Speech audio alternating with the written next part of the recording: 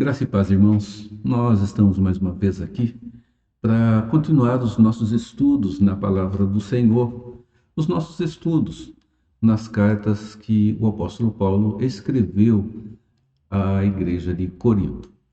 E quanto mais avançamos no estudo e na análise do texto bíblico, nós nos deparamos com situações que são muito parecidas, muito próximas do que vivemos hoje como igreja, como comunidade da fé, como família de Deus. Isso nos faz entender que a relação humana para com Deus depois da queda, ela tem as suas nuances sociais, seus momentos dentro de cada período da história, de cada lugar, de cada contexto, mas mostra que a inclinação humana, ela é exatamente igual. E por isso Deus graciosamente trouxe-nos a instrução que é exatamente parte do seu ser, do seu caráter, para que nós entendamos que a nossa vida como filhos dele, ela tem que, passo a passo, se assemelhar ao caráter do próprio Criador, do próprio Deus, do próprio Senhor das nossas vidas. Eu vou fazer a leitura do capítulo 3, do verso 1 ao verso 9 de 1 Coríntios, que diz assim: Eu, porém, irmãos, não pude vos falar como a espirituais, assim como a carnais, como a crianças em Cristo. Leite vos dei de beber, não vos dei alimento sólido, porque ainda não podíeis suportá-lo. Nem ainda agora podeis, porque ainda sois carnais. Porquanto, havendo entre vós ciúmes e contendas, não é assim que sois carnais e andais segundo o homem? Quando, pois, alguém diz, eu sou de Paulo, e outro, eu de Apolo, não é evidente que andais segundo os homens? Quem é Apolo e quem é Paulo? Servo por meio de quem crestes, e isto conforme o Senhor concedeu a cada um. Eu plantei, Apolo regou, mas o crescimento veio de Deus. De modo que nem o que planta é alguma coisa, nem o que rega, mas Deus que dá o crescimento.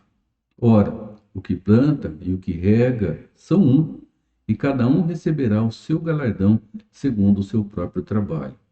Porque de Deus somos cooperadores, lavoura de Deus, edifício de Deus sois vós. Amém. Nós vamos orar e ter um momento de louvor ao nosso Deus e depois nós voltamos para dar continuidade ao nosso estudo. Amado e grandioso Pai, obrigado, Senhor, porque o Senhor tem nos ensinado, através da Tua palavra, caminhos de vida, caminho verdadeiramente de vida, porque há caminhos, ó Deus, que achamos ser bons, mas como o Senhor mesmo nos deu a conhecer, são caminhos que parecem ser bons, mas no final são caminhos de morte. Ajude-nos a entender, Pai, a palavra do Senhor. Ajude-nos, ó Deus, a amarmos essa palavra. E continue a cuidar de nós, da nossa família, dos nossos irmãos, dos nossos amigos que estão adoentados, Pai, e enlutados. Cuide de cada um deles, pedimos, Pai. Ilumine-nos no estudo da Tua palavra. Em nome e por amor de Jesus Cristo. Vamos louvar ao nosso Deus e já voltamos.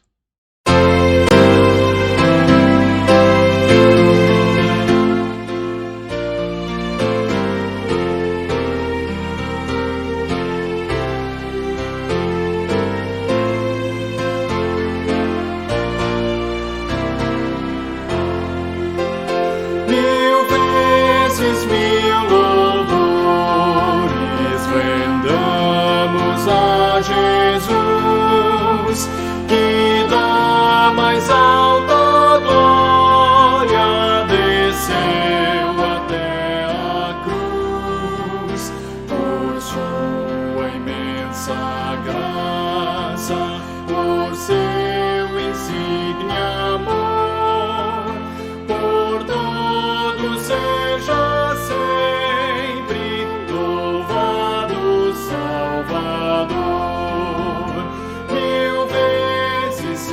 mil vezes sim, louvores ao Senhor, que nos amou e nos salvou, bendito Salvador. Eis ao redor do trono do Redentor Jesus, milhares e milhares em refulgente luz, com reverência adoram o grande Salvador, e ao bom Cordeiro rendem a honra e o louvor. Mil vezes sim, louvores ao Senhor, que nos amou e nos salvou, bendito Salvador.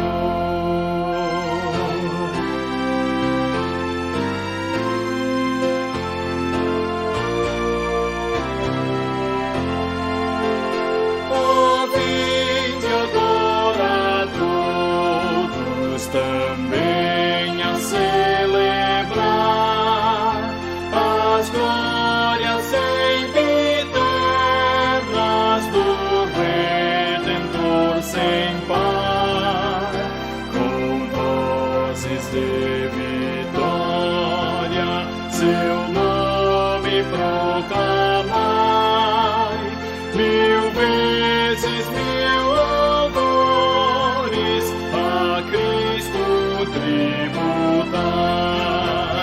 Mil vezes sim,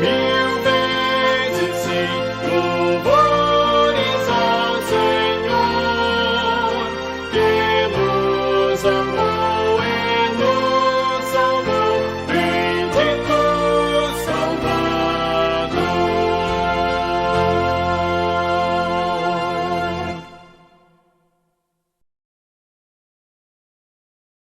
Meus irmãos, Paulo, escrevendo então à igreja de Corinto, ele os exorta e mostra que divisão, que separação, que preferências com relação à liderança ou quaisquer outras preferências que causem separação dentro da comunidade da fé, não passa de pura imaturidade espiritual. São pessoas que espiritualmente precisam crescer, precisam amadurecer. Pessoas que provavelmente tenham até muito conhecimento, mas que não amadureceram dentro dele ainda. Estão espiritualmente verdes na sua fé. E é interessante que há muitos casos em que as pessoas elas já viveram um ponto mais amadurecido e retroagiram, e parece que a igreja em Corinto viveu algo assim. Irmãos que tinham experiência com Deus, experiência de vida com o Senhor, que receberam boa instrução, que receberam boa formação, que foram trabalhados por líderes muito bem preparados para isso, bagagem teológica, conhecimento bíblico, eloquência, boa retórica, mas que no fim, meus irmãos, um conhecimento usado simplesmente para voltar-se a si mesmo. Paulo os chama de bebês espirituais. E ele afirma que a divisão, que as contendas, que a separação são nítida característica de falta de maturidade na relação e na vida com o próprio Deus. Ele os exorta, ele mesmo diz que como um pai que amorosamente exorta seus filhos para que eles trilhem caminhos corretos, trilhem caminhos bons, trilhem caminhos seguros. E nós observamos Paulo entrando aqui no capítulo 3, capítulo 4, falando a esse respeito, e muda um pouco o seu foco, apesar de estar tratando dessa mesma relação de imaturidade espiritual, mostrando, tratando de alguns problemas que havia dentro da igreja de Corinto e que eram problemas extremamente sérios. Problemas que seguramente estavam trazendo prejuízo para a igreja, prejuízo para o evangelho e prejuízo pessoal, inclusive. O capítulo 5 nos trata a esse respeito e trata de algo que normalmente nós enfrentamos muita dificuldade para fazer: a questão do pecado e a disciplina dentro da igreja, dentro da nossa comunidade, mesmo sabendo, meus irmãos, que a disciplina é uma das marcas distintivas da igreja segundo o pensamento reformado. Nós vamos olhar um pouco e analisar um pouco o que esse texto das Escrituras nos diz. Eu vou fazer a leitura aqui do capítulo 5, que diz assim: Geralmente se ouve que há entre vós imoralidade, e imoralidade tal, como nem mesmo entre os gentios, isto é, haver quem se atreva a possuir a mulher do seu próprio pai. E contudo andais vós ensoberbecidos, e não chegastes a lamentar, para que fosse tirado do vosso meio quem tamanho ultraje praticou? Eu, na verdade, ainda que ausente em pessoa, mas presente em espírito, já sentenciei, como se estivesse presente, que o autor de tal infâmia seja, em nome de Jesus, do Senhor Jesus, reunindo vós e o meu espírito, com o poder de Jesus nosso Senhor, entregue a Satanás para a destruição da carne, a fim de que o espírito seja salvo no dia do Senhor Jesus. Não é boa a vossa jactância. Não sabeis que um pouco de fermento leveda a massa toda? Lançai fora o velho fermento, para que sejais nova massa, como sois, de fato, sem fermento. Pois também Cristo, nosso Cordeiro Pascal, foi imolado. Por isso, celebremos a festa não com o fermento velho, nem com o fermento da maldade e da malícia, e sim com os asmos da sinceridade e da verdade. Já em carta vos escrevi que não vos associeis com os impuros. Refiro-me, com isto, não propriamente aos impuros deste mundo, ou aos avarentos, ou roubadores, ou idólatras, pois nesse caso teríeis que sair do mundo. Mas agora vos escrevo que não vos associeis com alguém que, dizendo-se irmão, for impuro, ou avarento, ou idólatra, ou maldizente, ou beberrão, ou roubador, com esse tal, nem ainda com mais. Pois com que direito haveria eu de julgar os de fora? Não julgais vós os de dentro? Os de fora, porém, Deus os julgará. Expulsai, pois, dentre vós o malfeitor. São palavras, meus irmãos, difíceis de serem ouvidas, lidas e até mesmo de serem digeridas. Mas é a revelação de Deus que vem através do apóstolo Paulo a uma comunidade que mostra, meus irmãos, a essência da verdade revelada de Deus com relação ao pecado dentro da comunidade da fé. Pureza e santidade. É evidente que o que Deus quer para a sua igreja é isso. No entanto, meus irmãos, vamos lembrar que nós não somos julgadores uns dos outros. Nós não estamos para olhar para os outros e exigir pureza e santidade num nível absoluto, entendendo que temos que viver esta relação de perfeição, e nesta relação de perfeição nós somos juízes, julgadores e separadores uns dos outros. Absolutamente não é o que encontramos dentro do texto, dentro das Escrituras Sagradas. Nós sabemos que quando nós falamos a respeito de pureza e santidade, que é o que Deus está trabalhando em nós. Ele está trabalhando em nós pureza espiritual, está trabalhando em nós a santidade, que é o passo a passo da separação que deve haver entre o nosso eu interior e anterior ao nosso encontro com o Senhor e o nosso eu interior e agora pós-encontro com o Senhor. É uma separação. Santidade significa isso. Não significa colocar alguém sobre um pedestal, colocar alguém sobre um altar e olhar para ele como se ele fosse uma pessoa absolutamente diferente de tudo e até mesmo com certos poderes sobrenaturais. Isso não é o que as Escrituras dizem.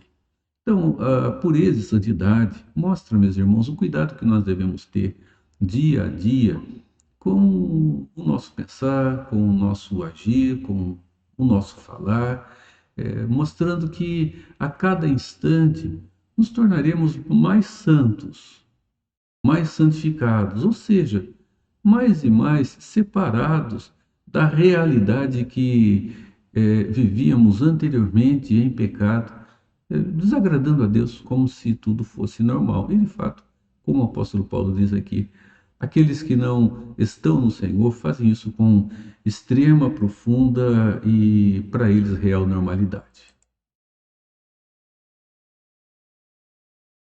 Primeiro, vamos lembrar um pouco do que é o contexto da sociedade sem Deus.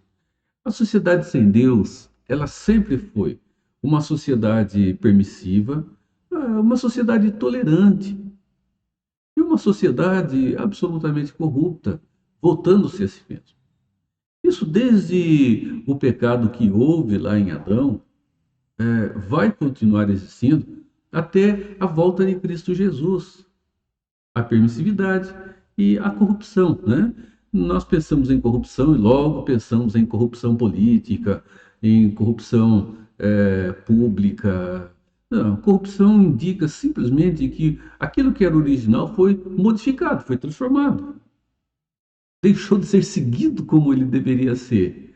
Então, houve uma corrupção dos valores morais, dos valores éticos, da maneira de pensar e da maneira de agir. Então, a sociedade humana, ela se tornou uma sociedade permissiva, né? A permissividade vai muito dos interesses pessoais e ela se tornou uma sociedade corrompida. E essa sociedade que vive essa permissividade, a cultura que nós temos da permissividade e da perversidade, porque é uma sociedade pervertida, ela pode invadir, meus irmãos, a família da fé, ela pode invadir o meio em que o povo de Deus vive. A exemplo disso, nós olhamos um pouco para o Velho Testamento. Em Deuteronômio, Deus disse ao povo que havia saído do Egito para que eles não se amalgamassem, não se misturassem com os povos presentes na terra que eles haveriam de possuir. Eles não deveriam fazer isso. Porque se eles fizessem isso, eles eram um povo distinto, eram pessoas normais, mas um povo que podemos, olhando para a carta aos Coríntios, trazer semelhança, um povo santo e um povo santificado. Assim como a comunidade da fé de Corinto e assim como qualquer outra comunidade da fé. E, meus irmãos, Deus os advertiu. Não se misturem com aqueles povos, porque se fizerem isso, o risco da perversão do coração de vocês será muito alto. E o coração foi pervertido.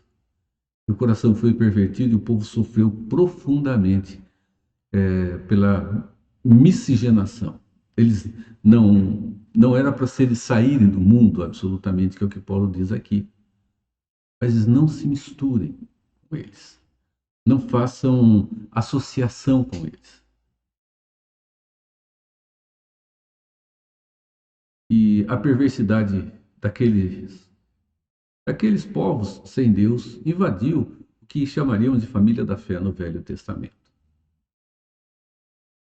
Meus irmãos, nós vimos já muitos exemplos, e talvez você já tenha visto também, de comunidades cristãs, de igrejas profundamente sérias, sérias mesmo, igrejas que sempre prezaram pelos valores da fé e que, por causa de pecados que a envolveram, elas foram abaladas de uma maneira intensamente profunda.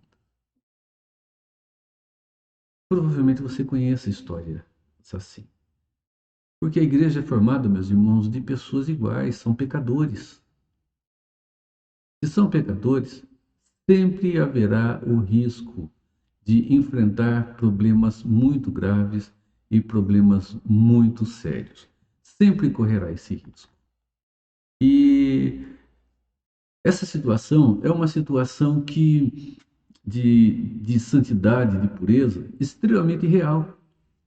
E ela é real, meus irmãos, porque nós não estamos falando simplesmente de uma mudança pessoal de comportamento.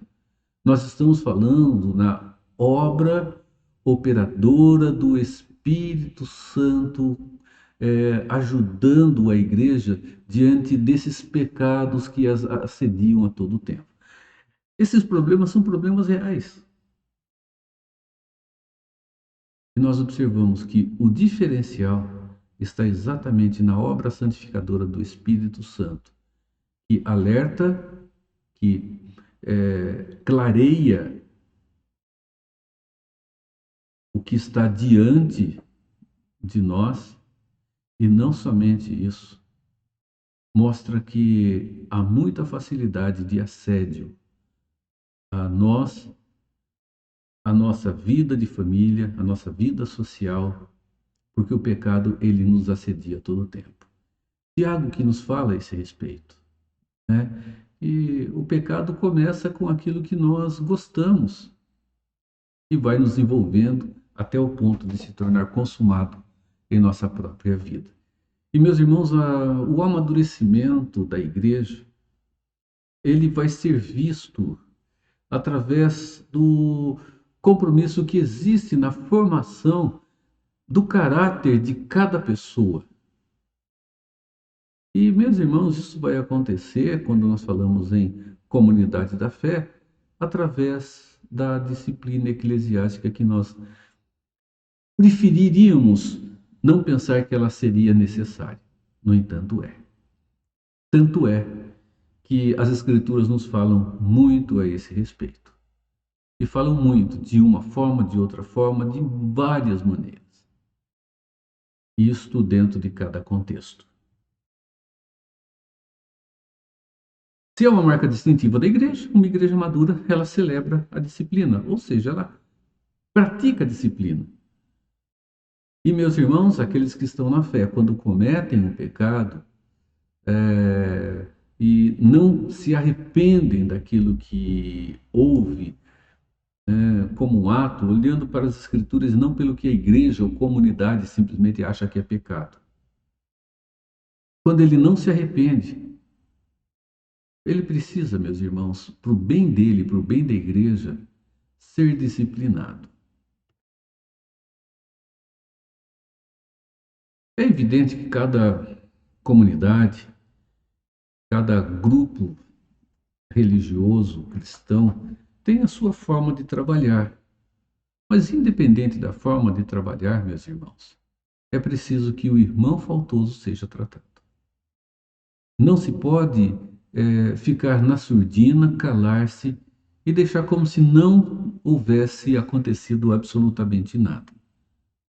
É essencial para a vida do irmão e para a vida da comunidade que um ato de disciplina seja exercido. Irmãos, vamos lembrar que uma disciplina ela nunca pode ter como resultado uma pena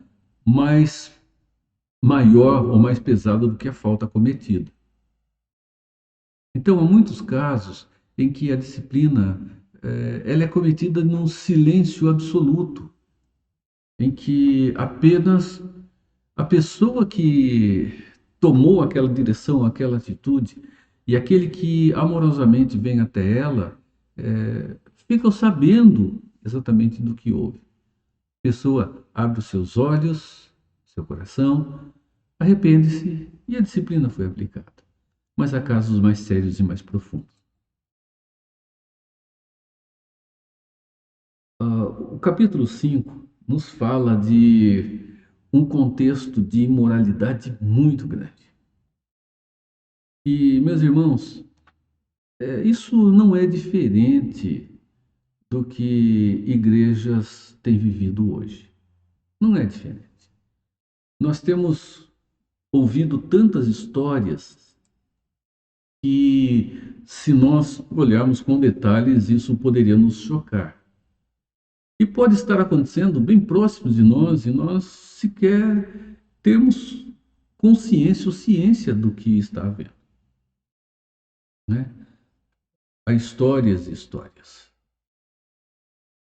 Há alguns anos atrás, já tem bons anos, décadas atrás, em uma cidade grande, houve uma situação delicada que precisou ser tratada. Os moços, depois do culto, né, era uma cidade grande, famílias bem posicionadas financeiramente.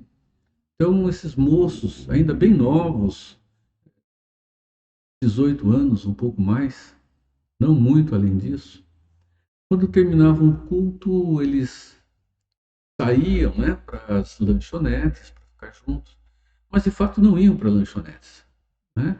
E se descobriu isso posteriormente e muito depois.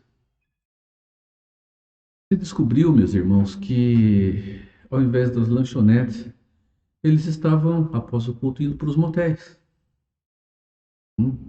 E algo que ficou por um relativo tempo sem conhecimento. Estamos falando de pessoas, filhos de pessoas que tinham comprometimento profundo com a comunidade da fé. Mas são situações, exemplificando, que estão diante de nós e nem sempre nós nos damos ciência do que está acontecendo. Então, aquilo que aconteceu na igreja de Corinto, não o fato exatamente igual, mas a relação de uma vida, de uma atitude que não condiz com a vida que se espera de alguém que está com o Senhor, também pode estar invadindo a família da fé com certa naturalidade, sem que, a princípio, muita coisa seja percebida, sendo conhecida somente depois. Então, ela pode estar entre nós. Importante lembrar, os irmãos de Corinto, eles eram crentes em Cristo. Eram crentes autênticos e verdadeiros. No entanto, meus irmãos, no meio da comunidade, no meio da igreja, havia muita gente, ou havia um grupo de pessoas, ou quem sabe até bastante gente, que estava vivendo uma vida que não tinha coerência com a palavra de Deus, coerência com o Evangelho. Os pecados que são listados aqui na carta que Paulo escreve são muitos pecados. E, meus irmãos, o que Jesus quer, senão uma igreja pura e sem mancha? É o que o Espírito Santo está trabalhando para que aconteça. E é por isso, meus irmãos, que Paulo escreve a sua carta com a intenção de orientar aqueles irmãos na maneira como eles deveriam tratar esses problemas que estavam acontecendo dentro da igreja. Eram problemas morais sérios. Então, Paulo os está instruindo na maneira como eles deveriam resolver e tratar cada um desses problemas.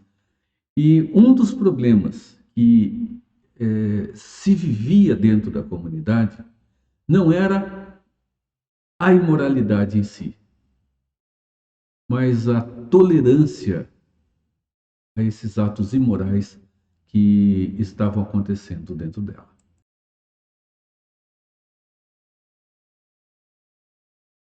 Vamos lá. A imoralidade precisa ser confrontada.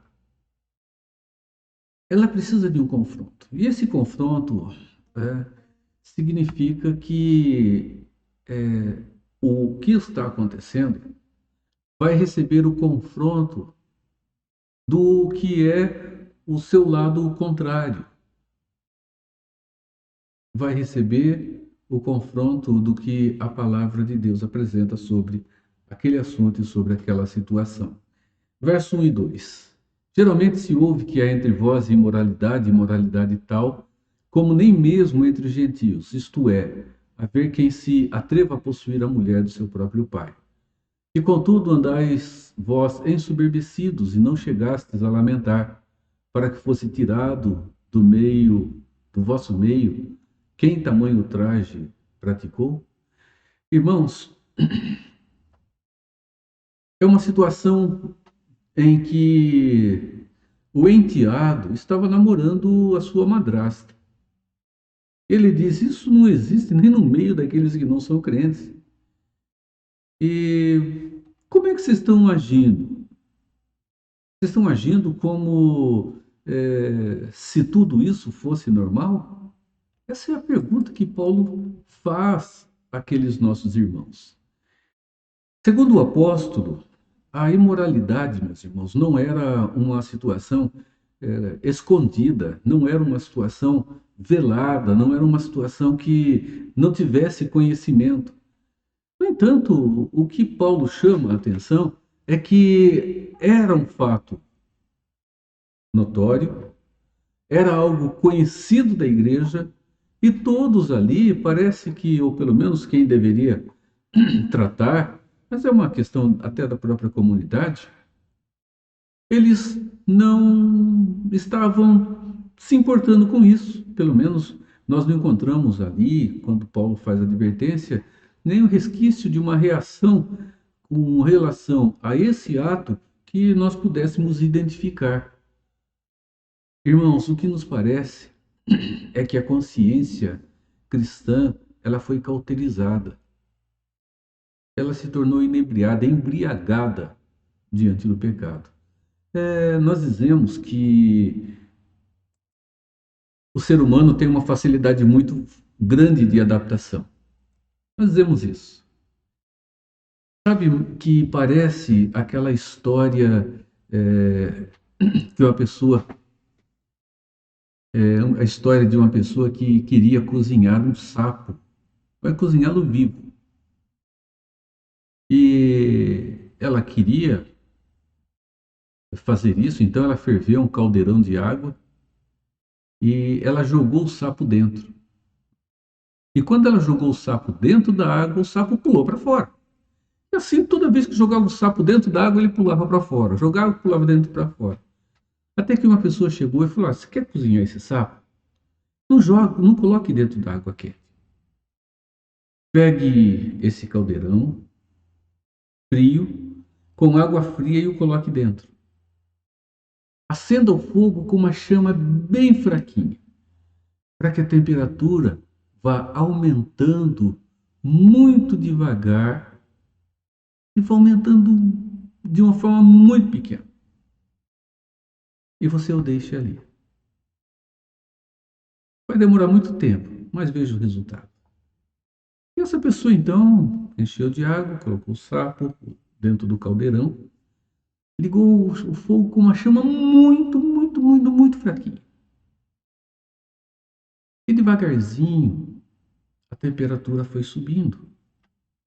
E à medida que a temperatura subia, aquele sapo ia se adaptando com a temperatura. E foi caminhando, caminhando, caminhando, até que chegou um momento e, sem perceber, a água já estava quente, o sapo não tinha como reagir e a água ferveu e o sapo acabou cozido. Irmãos, há situações que começam assim. Quando há algo que choca, a reação é imediata. O sapo pula fora d'água, quente. Mas, irmãos, quando as coisas começam bem devagarzinho, com aquela sutileza que praticamente é desapercebida, irmãos, se a chama não for desligada, corre-se o risco de ter um aquecimento contínuo daquela água, ou um aquecimento contínuo daquele ato contra Deus, e devagar ele vai se avolumando, se avolumando, se avolumando, até o ponto de chegar a nos cozinhar e achamos que é normal. Passamos a conviver com o pecado como se ele fosse algo perfeitamente natural. A igreja de Corinto vivia, parece-nos que uma situação semelhante. Eles se tornaram pessoas que estavam vivendo o pecado com naturalidade. Era uma situação natural dentro daquela comunidade.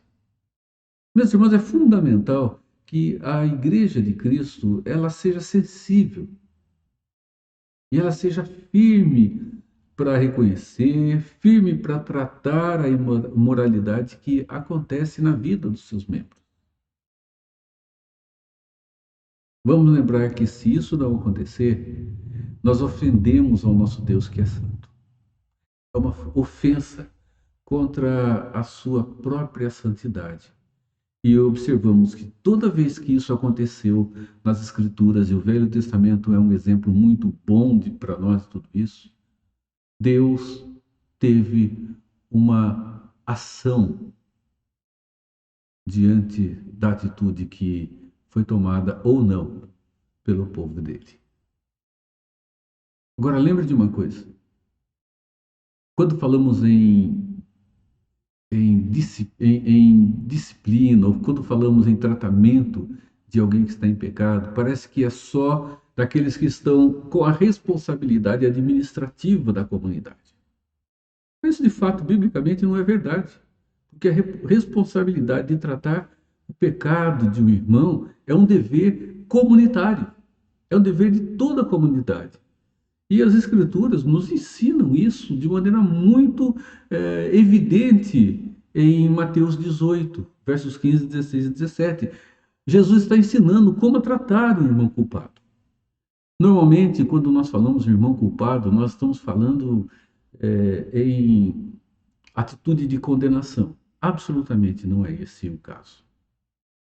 E o que Jesus diz aqui, Paulo também, meus irmãos, fala de uma maneira um pouquinho diferente, mas com a mesma essência.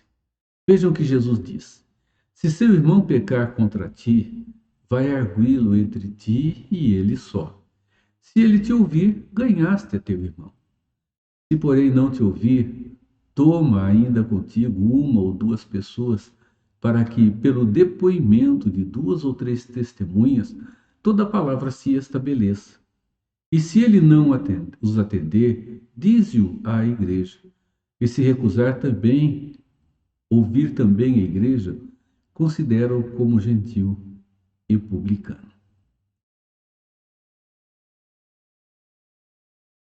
Vejam que Jesus dá os passos aqui. Porque o que ele quer, senão, meus irmãos, o seu corpo purificado, o seu corpo santo e santificado. Vejam os passos que ele apresenta. Primeiro, se teu irmão pecar contra ti, se você notar que o seu irmão fez algo que fere a verdade do Evangelho, vejam, meus irmãos, Jesus não diz, chega e joga no ventilador. Ou lança dúvida no coração de um outro irmão. Ele diz, vai até seu irmão. Estamos falando de vivência comunitária, veja. Responsabilidade de todos. Significa que se eu ou você, quer sejamos líderes ou não da igreja, nós temos responsabilidade com aquele que é o nosso irmão na fé. E veja, ele diz, se teu irmão pecar, vai lá com ele sozinho, conversa com ele, exorte-o, E exortar aqui não significa chamar atenção, brigar ou dar bronca, mas amorosamente tente fazê-lo ver o quanto a sua atitude está distante do Evangelho do Senhor Jesus. Não como juiz, mas como irmão amoroso. As Escrituras dizem, não é? Jesus fala: se ele te ouvir, você ganhou teu irmão. Ou se ele te ouvir, que bênção, ele te ouviu, mudou a direção, mudou o caminho. Mas, no entanto, se não te ouvir, pegue duas pessoas maduras, né? Duas pessoas que não vão chegar para julgar esse irmão, duas pessoas que não vão chegar lá para condená-lo, duas pessoas que não vão chegar até ele para causar mais problemas, pessoas maduras na fé, pessoas que sabem guardar o sigilo da situação. Conversa com ele. Se ele te ouvir, ganhaste a teu irmão. Tudo ficou resolvido. No entanto, se ele recusar a ouvir e continuar fechado dentro do pecado que está cometendo, independente do que seja, aí nós temos um terceiro passo. Leve-o à igreja. Cada contexto vai ter o seu contexto. Tomando o contexto da igreja presbiteriana, é evidente, nós não vamos levar isso a público. Dentro da igreja presbiteriana, em algumas igrejas sim, trata-se publicamente, mas não é o que fazemos dentro da igreja presbiteriana. Então isso vai ser, esta verdade vai ser trazida até o conselho por esses irmãos. O conselho, então, analisa a situação, chama a esse irmão ou vai até ele como conselho e vai procurar tratá-lo. Voltamos ao que Jesus disse. Se ele ouvir, o irmão foi ganho. Agora, se ele recusar ouvir, o irmão, amigo que foi até ele, os irmãos que foram até ele, o conselho da igreja, ou a igreja, ou aqueles que são responsáveis por esta área dentro da igreja, ele não der ouvidos, aí Jesus disse: consideram como gentil e publicano. Ou seja, consideram como não parte da comunidade da fé. Esta é a maneira que as Escrituras usam para nos ensinar como tratar aos irmãos faltosos. Vamos lembrar que o que Deus quer é que a pessoa chegue ao arrependimento. Jesus quer uma igreja pura. Pura significa que ele quer uma igreja que, quando erra, reconheça o seu erro, corrija e melhore dentro daquela área. Meus irmãos, somos uma igreja de pecadores. Nós não podemos nos esquecer disso. Mas uma igreja de pecadores que procura cada dia mais viver em separação ou em santidade. Então, é nesse sentido que o apóstolo Paulo usa essa expressão: despojar-se, revestir. Despojar-se do velho homem, revestir-se do novo homem. Vejam um exemplo aqui em Colossenses capítulo 3, do 8 ao 10.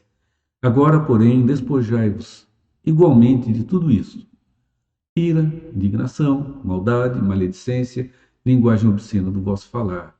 Não mintais uns aos outros, uma vez que vos despistes do velho homem com os seus feitos e revestistes do novo homem que se refaz para o pleno conhecimento segundo a imagem daquele que os criou. Se refaz a cada dia. Então, tirar e colocar. Tirar o velho e colocar o novo que há em Cristo Jesus. E assim como Jesus afirmou, às vezes é necessário, meus irmãos, até para o bem daquele irmão e da comunidade da fé, que o irmão seja excluído da sua vivência dentro da comunidade. Os versos 4 e 5 de 1 Coríntios 5 dizem assim: Em nome do Senhor Jesus, reunido vós e o meu espírito com o poder de Jesus, nosso Senhor, entregue a Satanás para a destruição da carne, a fim de que o espírito seja salvo no dia do Senhor. O apóstolo Paulo, ele diz que depois de alguém ser confrontado com seu pecado, ser disciplinado, de seguir os passos bíblicos para a disciplina desse irmão, visando a correção e a restauração, se ele continuar sem arrependimento nenhum, Paulo diz que o último passo é o da exclusão da igreja. Jesus usa uma outra palavra para isso, considera-o como gentio e publicano. Mas vejam que o final é o mesmo. Considera-o como gentio e publicano. Entregue a Satanás para que seja destruído no corpo e no momento final ele possa, quem sabe, não é? Ser salvo.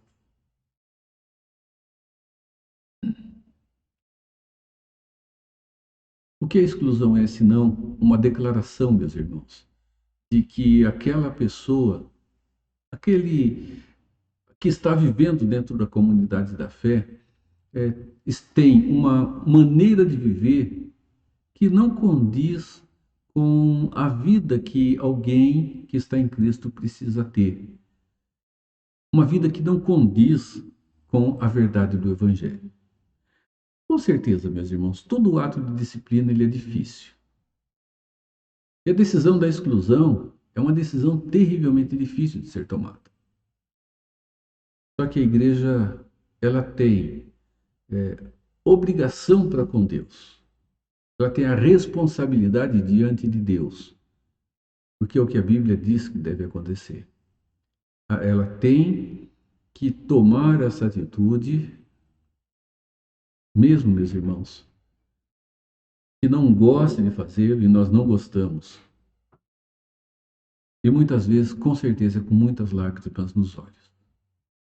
Só que, meus irmãos, o que a Bíblia diz para nós é algo muito importante. Se essa pessoa foi de fato um irmão em Cristo, for filho de Deus, o Senhor vai trazer essa pessoa de volta ao juízo espiritual. Ou seja, ela vai cair na real, como se diz, ela vai ter os seus olhos abertos aos seus erros e vai estar voltando-se ao Deus Todo-Poderoso.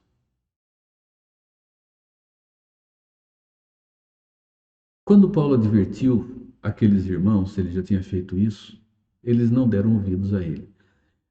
Tudo indica, não é, pelo escrito que temos, que Paulo escreveu uma outra carta aos Coríntios que se perdeu, ela não chegou até nós. Sim, Deus tem os seus motivos para isso, né? E diz que ele já os havia advertido e eles não deram ouvidos. Ele disse: já em carta vos escrevi que não vos associeis com os impuros. Mesmo que com essas orientações, meus irmãos, parece que não adiantou nada. Tudo continuou do jeito que estava. Agora, Paulo ele é mais enérgico, ele é mais firme. Ele diz: expulsai do meio de vocês este que é o malfeitor. Qual é o propósito, meus irmãos, para a disciplina? O propósito, meus irmãos, é proteger o corpo de Cristo. E Paulo usa uma linguagem bem conhecida e bem própria para o seu tempo, para a sua época e para aquele contexto, e que pode nos ajudar também a entender. Versos 6 e 7 ele diz: não é boa a vossa jactância, não é a arrogância dele. Não sabeis que um pouco de fermento leveda a toda a massa? Lançai fora o velho fermento para que sejais nova massa, como sois, de fato, sem fermento. Pois também Cristo, como Cordeiro Pascal, foi imolado. A igreja é um corpo, né? Não há dúvida nenhuma, e no capítulo 12 ele vai mostrar isso. A igreja é um corpo. Significa que quando uma parte sofre, tudo sofre. Todo o corpo sofre. Se nós batemos o nosso dedinho num pé da cama, parece que dói até o fio de cabelo. Todo o corpo ele está interligado. E ele usa esse exemplo que era conhecido na época para fazer com que se entenda o que ele está dizendo.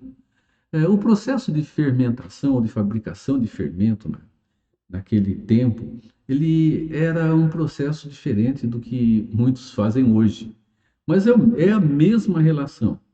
Hoje se vai no mercado, compra o fermento químico ou fermento biológico. Nós vamos pensar no fermento biológico. Compra o tabletinho do fermento biológico, né? Vem lá com 15 gramas e vê quanto é preciso para fazer uma massa de pão, de pizza ou de qualquer outra coisa que use esse tipo de massa, mistura ali e está tudo feito. Naquela época, meus irmãos, e ainda hoje muitos irmãos usam essa mesma maneira, retirava-se um pedaço da massa, colocava dentro da água e esperava que essa massa ela fermentasse. Quando ela estava no ponto da fermentação, essa massa fermentada, ela era tirada de lá e era colocada dentro de uma massa nova.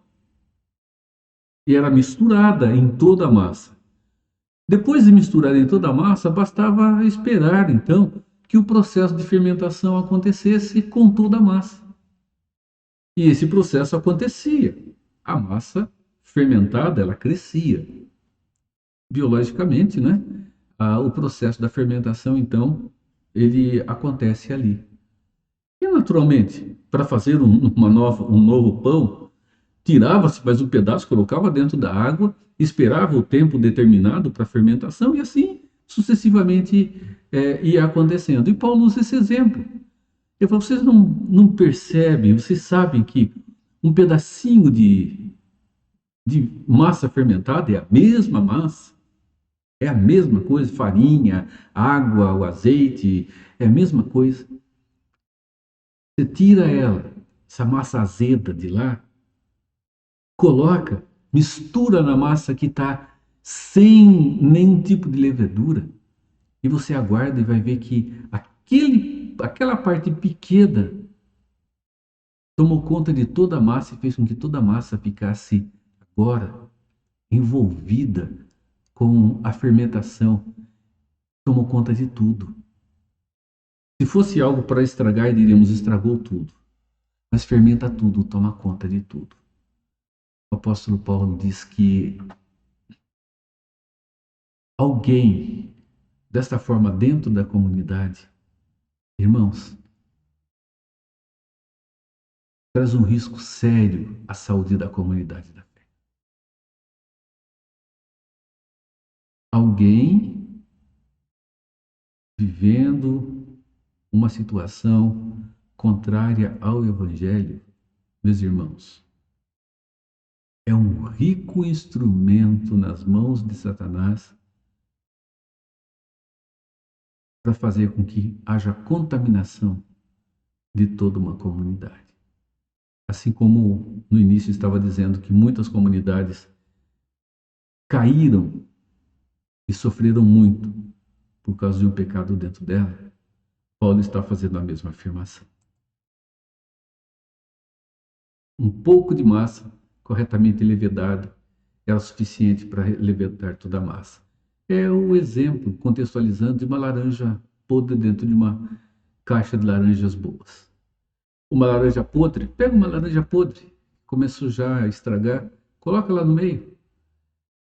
Vocês vão ver que aqueles fungos que estão ali, naquela laranja, vão passar para outra e sucessivamente, se não for tirada, estraga a caixa toda de laranja. É um exemplo semelhante. Se não tirarmos a erva daninha do jardim, né? Irica, praga de canteiro, Se não tirarmos de lá, meus irmãos, ela vai tomar conta de tudo e vai sufocar tudo que estava lá. Ela vai ser a senhorar de todo o jardim. Olhem só o que Paulo fala em 1 Coríntios 15, 33. Não se enganem, não vos enganeis, as más conversações corrompem os bons costumes. Fermentinho terrível, ou massinha levedada terrível. Má conversa acaba e destrói como igreja. É a razão pela qual podemos nos destruir. Qual é a tolerância com o mal? Uma razão é essa que pode nos destruir. Acharmos que está tudo bem, que é assim mesmo. Qual é o alvo, meus irmãos, da disciplina, senão a restauração? A disciplina ela não tem o propósito de destruir ninguém, mas de fazer com que haja a restauração do irmão à verdade do Evangelho. E Paulo diz que a exclusão é o último recurso para que isso aconteça. É o último recurso. Mesmo esse último recurso, quando fala de excluir da comunidade, a intenção ainda é a restauração da pessoa. A restauração da pessoa e o bem-estar da comunidade. Então, é o propósito e o alvo. O alvo continua sendo a pessoa. E o propósito é a saúde espiritual da comunidade da fé. Nunca podemos esquecer que quando uma pessoa se arrepende, meus irmãos, Deus a restaura a sua condição natural de filho. A parábola do filho pródigo é um exemplo. E as escrituras dizem que Deus é aquele que disciplina a quem ele ama. Então, caminhando para o final, o que nós podemos aprender do capítulo 5 de 1 aos Coríntios? Primeiro, nós não podemos achar que o pecado é qualquer coisa e banalizá-lo. Precisamos tratar seriamente com ele. Nós precisamos tomar muito cuidado, meus irmãos, para não sermos como aqueles nossos irmãos da igreja de Corinto, né? Sermos negligentes com o pecado e sermos tolerantes para com ele. Nós precisamos tomar cuidado para que a mesma coisa não aconteça com a vida de cada um de nós. Lembrem-se do sapo sendo cozido na água.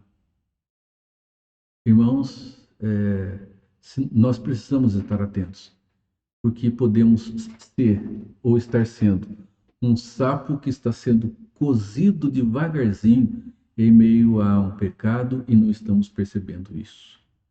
Lembra que Paulo diz que as más conversações corrompem os bons costumes? Coisinha simples, meus irmãos. Que começam assim, achamos que é uma besteirinha, uma bobagem, algo sem sentido, mas que é simplesmente aquele fogo baixinho que está nos cozinhando devagar e nós não estamos percebendo. Nós precisamos ser instrumentos de bênção e não de maldição na vida de alguém. Depois, primeiro, lidar com o pecado com seriedade. Depois, nós precisamos ter disposição para mudança. Mudanças, estamos vivendo numa direção que não agrada a Deus, caminharmos para uma outra direção. E Paulo em Romanos, no capítulo 12 de Romanos, ele diz o seguinte nos 2 primeiros versos: Rogo-vos, pois, irmãos, pelas misericórdias de Deus, que apresenteis o vosso corpo por sacrifício vivo, santo e agradável a Deus, que é o vosso culto racional. Verso 2: E não vos conformeis com este século, mas transformai-vos pela renovação da vossa mente, para que experimenteis qual seja boa, agradável e perfeita vontade de Deus. Nós nunca podemos esquecer que uma vida de santidade e pureza, ou seja, uma vida em que, olhando para ela, vá se aprimorando mais e mais a relação com Deus, vá se separando aquilo que não agrada ao Senhor, somando com aquilo que o agrada, só pode trazer benefício para nós, para a nossa família, para os nossos amigos e para a igreja, dentro da missão que ela tem, no mundo de hoje.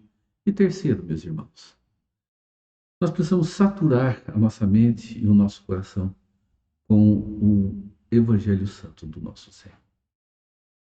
mente e o coração. A coisa começa na mente.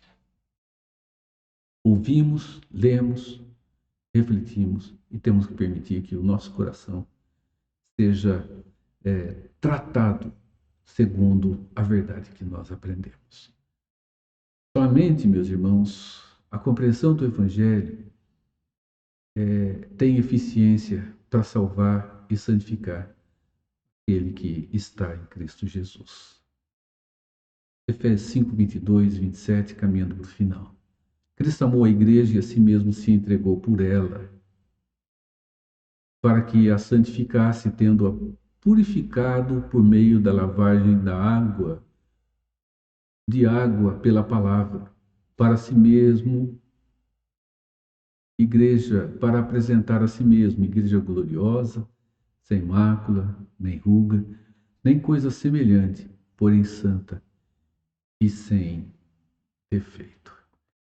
Irmãos, essa é a igreja que Jesus tem por alvo. Santidade e pureza. Irmãos, não é algo que nós vamos atingir aqui, mas é o caminho de Deus para a nossa caminhada aqui sendo bem-sucedidos. Lembre-se, a responsabilidade da pureza da comunidade é de todas as pessoas, e não apenas do conselho da igreja ou daquele grupo administrativo. É de todos. Jesus instrui. Vá, teu irmão, se você está vendo alguma coisa que o está tirando do caminho do Evangelho, conversa com ele. Abra os seus olhos com relação às Escrituras. Seja piedoso. Ouvindo, ganhaste o irmão. Se não, leva contigo mais pessoas que sejam maduras na fé, para o ajudarem a fazer com que ele enxergue o caminho da verdade. Se não der certo, irmãos piedosos, levem isso ao conselho que com piedade também deve tratar o irmão.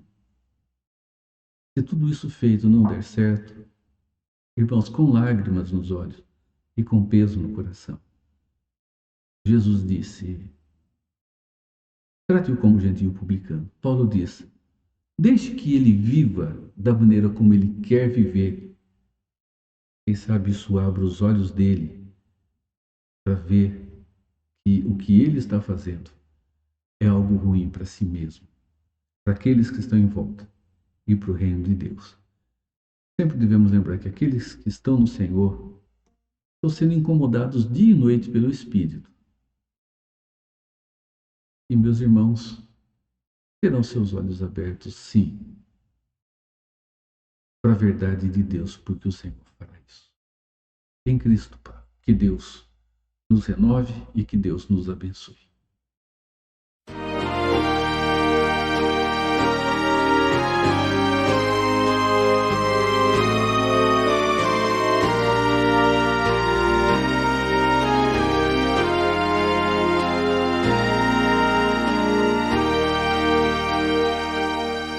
Tal como estou sem esquivar, me entrego a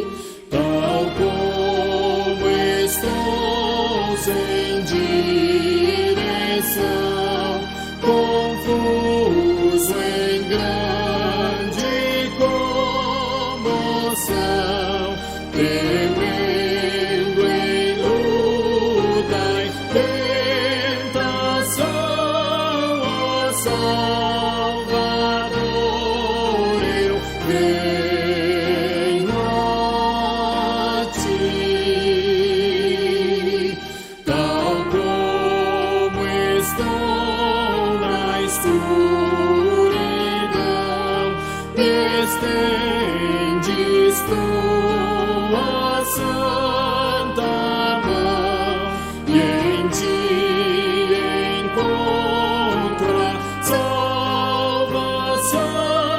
ó Salvador, eu venho a ti, tal como estou, me acolherás, pureza e alívio me darás, tu prometeste,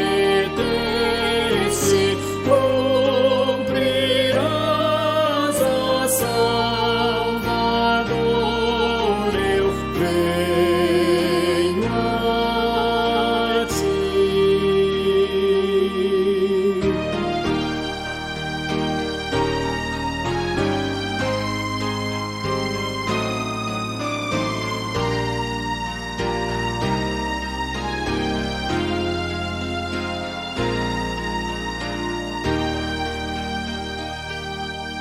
Como estou por teu amor, saí das garras do opressor e teu somente sou, Senhor, ó Salvador, eu venho a ti. Amém.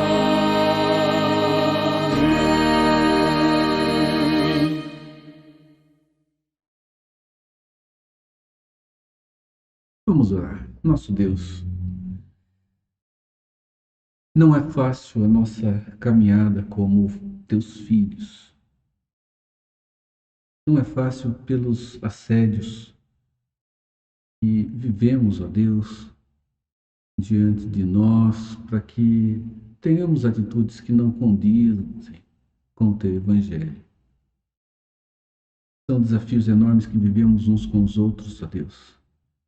E a grande responsabilidade pessoal que temos, que tenhamos maturidade para conversar com os nossos irmãos diante de atitudes que estão tendo e não condizem com o teu evangelho.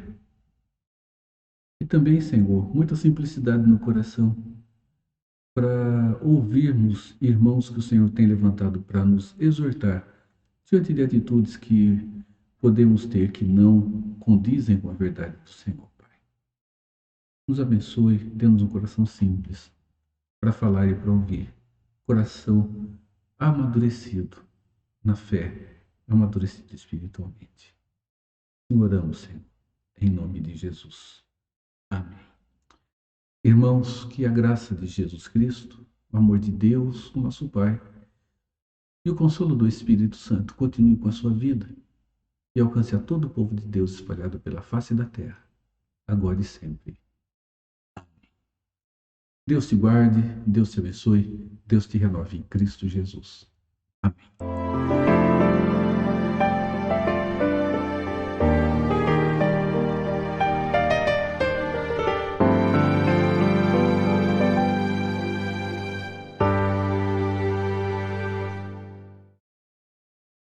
Vós, na verdade, intentastes o mal contra mim, porém Deus o tornou em bem. Gênesis 50, 20. Essa expressão deveria estar tatuada indelevelmente em nossa mente e em nosso coração. Mas Deus. Conjunções adversativas ligam duas orações ou palavras, expressando ideia de contraste ou de compensação. Sendo Deus quem surge após essa adversativa, os contrastes e as compensações são prenúncio de milagres. Tudo pode ser transformado pelo Senhor. Tudo pode ser usado por Ele como material de milagre. A alma rebelde, a doença incurável, toda a adversidade, os impossíveis dos homens se prostram diante do agir do Deus soberano. O seu poder não tem limites. Estávamos mortos em nossos pecados, mas Deus, por amor, enviou Jesus ao mundo para nos salvar. Precisamos olhar agora para Romanos 8,32. Diz-nos assim a palavra: aquele que não poupou seu próprio filho, antes por todos nós o entregou, porventura não nos dará graciosamente com ele todas as coisas? Homens pregaram Jesus Cristo